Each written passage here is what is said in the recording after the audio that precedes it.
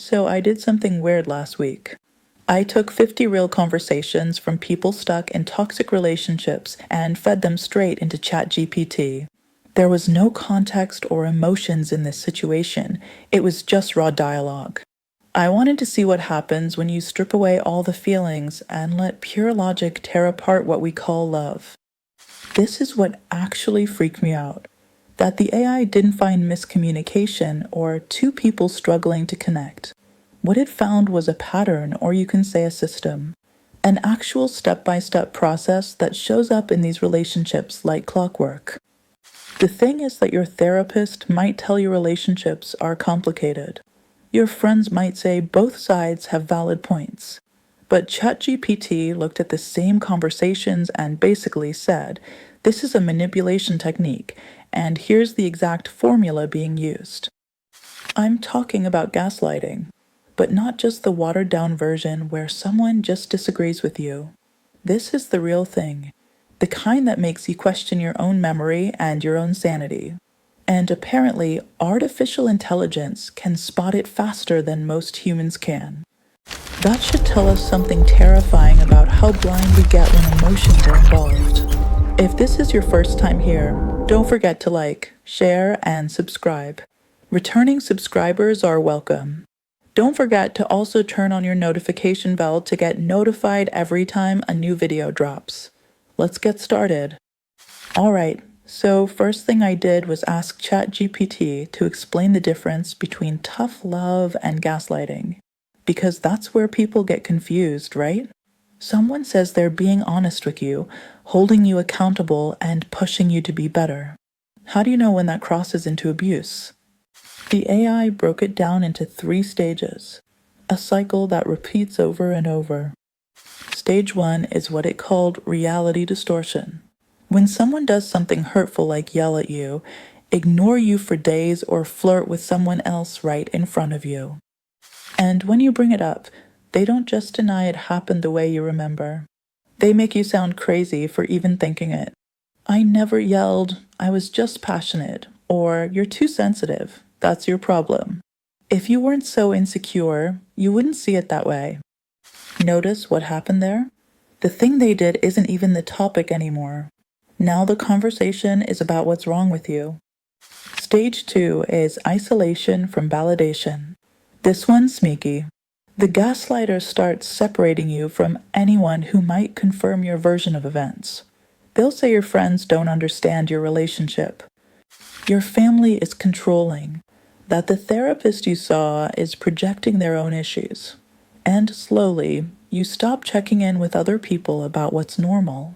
You only have one source of reality left, and that's the person manipulating you. The AI caught this pattern in 43 out of the 50 transcripts I fed it. People literally typing things like, I don't talk to my sister about us anymore because he says she makes things worse, or my friends think I'm crazy too, so maybe I am. Stage 3 is what ChatGPT labeled manufactured dependence. By this point, your grip on your own judgment is so weak that you need the gaslighter to tell you what's real. You apologize for things you didn't do. You second-guess your own memories. You feel like you can't trust yourself, so you lean on the one person who seems certain about everything, which is the same person who's been lying to you the whole time. There's usually this thing about patterns. Once you see them laid out in cold data, they look obvious. But when you're inside one and it's happening to you, your brain finds a million ways to excuse it. But here's the point where the AI falls short. ChatGPT can identify the pattern perfectly. It can tell you exactly what gaslighting looks like, stage by stage. What it can't tell you is why you stayed, believed them, and why some part of you maybe even wanted to believe them. That's where Carl Jung comes in. That's where we have to talk about the shadow. Jung said we all have parts of ourselves we refuse to acknowledge. Traits we buried, needs we're ashamed of, fears we pretend don't exist. These don't just disappear. They live in what he called the shadow. That's the unconscious part of your psyche where everything you rejected about yourself waits in the dark. When you keep ending up in relationships with gaslighters, that's not bad luck. That's your shadow trying to get your attention. Let's think about it this way. Maybe you grew up being told your emotions were too much or too dramatic and needy. So you learned to distrust your own feelings. You developed this belief that other people's version of reality is more valid than yours. That's shadow material right there. There's that wound you never healed. You just covered it up. Then you meet someone who confirms that old belief. Someone who tells you that you're too sensitive, too emotional, that you can't trust your own perceptions. And even though it hurts, some part of you recognizes it. This feels familiar.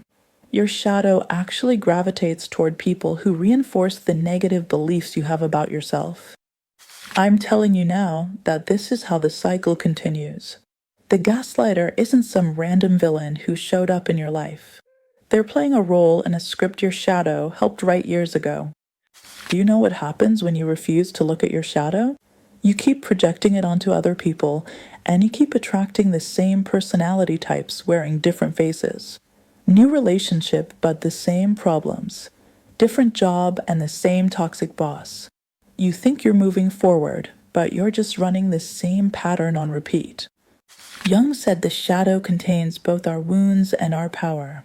The parts of yourself you rejected because someone told you they were wrong, some of those parts are exactly what you need to break free. Maybe you were told assertiveness is rude, so you buried your ability to set boundaries. You were told independence is selfish, so you learned to sacrifice yourself to keep others happy. Maybe you were told anger is ugly, so you swallowed it down until you couldn't recognize when you had a right to be angry anymore. Those traits didn't vanish. They're in your shadow, waiting for you to reclaim them. The hard truth is that gaslighters can smell a weak boundary from a mile away. They don't target people who have a solid sense of self. They target people who've already been taught to doubt themselves. People whose shadow is loaded with shame and self-betrayal. When you do shadow work, you're not just digging up old pain. You're taking back the parts of yourself that could have protected you all along.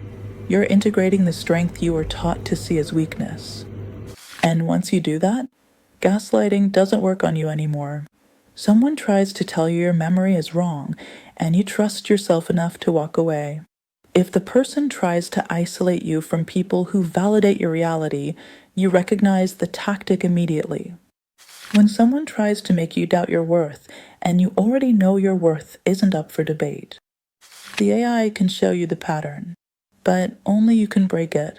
And breaking it means facing the parts of yourself you've been running from. So, what do you do if any of this sounded familiar? First of all, stop waiting for the gaslighter to validate your experience. They won't. That's the whole point. Their power solely depends on you staying confused. Clarity in this case is your way out, and they'll fight against it with everything they have. The second one is to reconnect with people who reflect reality back to you accurately. Friends who don't have an agenda or a therapist who isn't invested in you staying in dysfunction. Anyone who helps you trust your own perceptions again.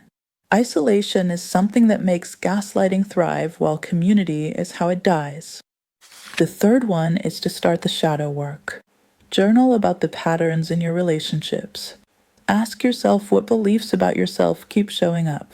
What did you learn as a kid about your emotions, your needs, your right to take up space? Where did you learn that other people's comfort matters more than your sanity? Those questions are going to hurt. Good. That pain is information. That discomfort is pointing you toward exactly what needs healing. You're not cursed. You're not broken. You're not doomed to keep attracting toxic people. You just have unfinished business with your shadow, and every gaslighter that shows up is an invitation to finally deal with it. AI helped me see the pattern clearly, but understanding the pattern isn't the same as breaking it. Breaking it requires going deeper than logic. It requires facing the parts of yourself you've spent years avoiding. If you want to understand more about the dark psychology behind these manipulation tactics, if you want to learn how narcissists and gaslighters weaponize your own wounds against you, subscribe to my channel. My next video breaks down the exact techniques toxic people use to keep you trapped, and more importantly, how to recognize them before you're in too deep. Bye for now.